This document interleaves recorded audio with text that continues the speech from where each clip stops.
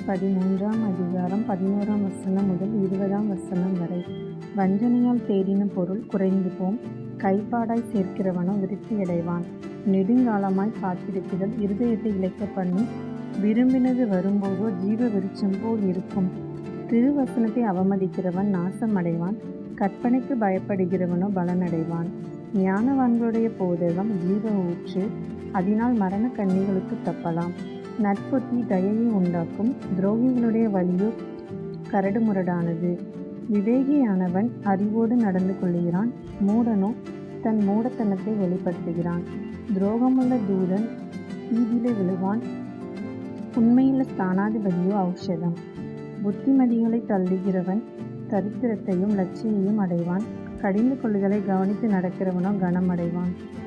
வாஞ்சை நிறைவேறுவது ஆத்மாவுக்கு இனிது, தீமையை விட்டு விலகுவது மூடருக்கு அருவருப்பு. ஞானிகளோடு சஞ்சரிக்கிறவன் ஞானமடைவான், மூடருக்கு தோழனோ நாசமடைவான். ஆமென்.